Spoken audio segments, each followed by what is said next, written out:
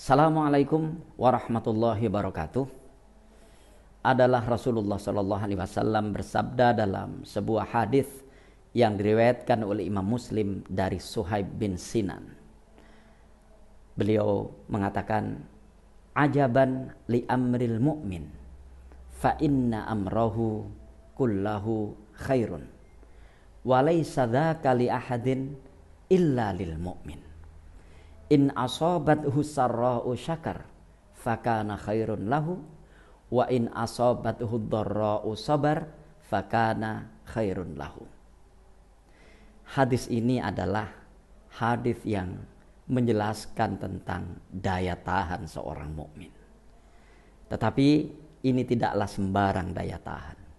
Ini adalah daya tahan kejiwaan yang merupakan pondasi dan landasan dari daya tahan tubuh. Artinya, sebagus apa daya tahan tubuh seseorang, maka sesungguhnya akan sangat ditentukan oleh daya tahan kejiwaannya. Kenapa demikian? Karena daya tahan kejiwaan berbasis kekuatan moral dan kekuatan spiritual. Baiklah, kita lihat hadis itu. Ajaban li amril mu'min. Sungguh sangat menakjubkan perkaranya orang mukmin. Jadi perkaranya orang mukmin, semua perkaranya orang mukmin itu menakjubkan. Kenapa? Inna amrohu kullahu khairun. Sesungguhnya perkaranya semuanya itu baik. Jadi apa saja yang menimpa orang mukmin itu semuanya baik.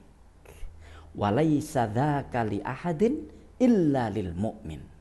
Dan itu tidak pernah ada kecuali untuk orang mukmin.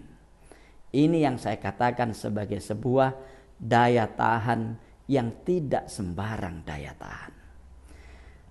Lanjutan hadis itu, in asabatu sarra'u syakar, fakana khairun lahu.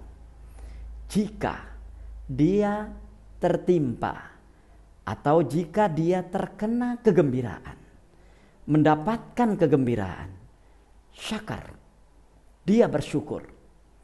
Artinya ketika menimpa kepada dirinya hal-hal yang menyenangkan, yang menyebabkan leganya jiwa, tentramnya hati, dan tenangnya pikiran, dia bersyukur.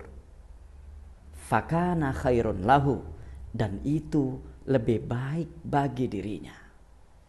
Syukur sesungguhnya adalah karakter dan sifat seorang mukmin untuk memutus mata rantai berlebih-lebihan, kesombongan, bahkan memutus mata rantai kecenderungan untuk melampaui batas. Karena pada dasarnya manusia itu memiliki sifat melampaui batas. Innal insana layatgha. Sesungguhnya manusia itu melampaui batas. Dan dari situlah kalau kita lihat, kenapa di dalam Al-Quran jumlah orang yang bersyukur itu tidak banyak. Karena memang persoalan melampaui batas ini seringkali tidak bisa dipisahkan dengan manusia ketika dia mendapatkan kegembiraan atau hal-hal yang menyenangkan bagi dirinya. Maka Allah berfirman, wa qalilun min ibadiyas syakur. Sedikit sekali dari hamba-hambaku yang mau bersyukur.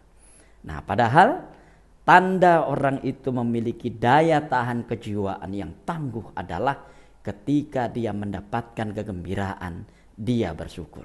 Artinya jiwanya tetap stabil, emosinya tetap stabil, hatinya tetap stabil untuk mengetahui bahwa itu semuanya datang dari Allah Subhanahu wa taala dan tidak ada yang perlu untuk disombongkan apalagi sampai melampaui batas.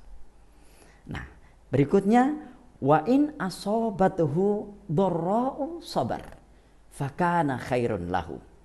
Dan ketika ditimpa kesulitan, ditimpa kemelaratan atau hal-hal yang menyulitkan, dia bersabar.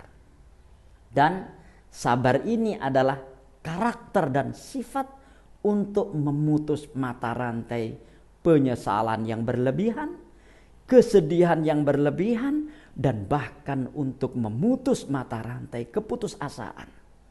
Kenapa? Karena memang karakter seorang mukmin itu, karakter manusia itu gampang putus asa. Innal insana khuliqa halu'a. Sesungguhnya manusia itu diciptakan dalam kondisi keluh kesah. Sehingga unsur daya tahan tubuh, daya tahan jiwa untuk memutus mata rantai keputusasaan, kegelisahan, penyesalan, dan hal-hal yang membuat dia keluh kesah adalah bersabar. Ini juga daya tahan yang luar biasa, dan itu sebabnya kenapa kemudian ada banyak cara orang itu secara teknis untuk bisa memutus mata rantai keputusasaan dan penyesalannya ini sebagai implementasi dari kesabarannya. Salah satunya adalah kita diperintahkan untuk mengatakan inna lillahi wa inna ilaihi raji'un. Untuk apa? Sekali lagi, untuk memutus mata rantai kesedihan. Sehingga kita kembalikan semuanya kepada Allah Subhanahu wa ta'ala, dan bahwa Allah lah zat yang maha tahu tentang apa yang kita butuhkan, sementara seringkali kita hanya tahu apa yang kita inginkan. Atau bahkan lebih teknis lagi, Rasulullah SAW melarang kita untuk mengungkapkan kata-kata penyesalan yang menyebabkan penyesalan itu akan berkesinambungan. Wala taqul law, misalnya, fa inna law taftahu abwabasy syayatin. Jangan mengatakan seandainya, oh seandainya. Jangan mengatakan itu. Karena mengatakan law, seandainya aku begini, maka aku begini. Seandainya aku tidak begini, niscaya aku tidak begitu. Itu tidak boleh. Kenapa? Karena kata-kata itu akan membuka pintu-pintu setan untuk menggoda kita, yang akhirnya menurunkan daya tahan kejiwaan kita. Ramadan efektif sekali saya kira untuk bisa melatih jiwa untuk memiliki daya tahan kejiwaan. Assalamualaikum warahmatullahi wabarakatuh.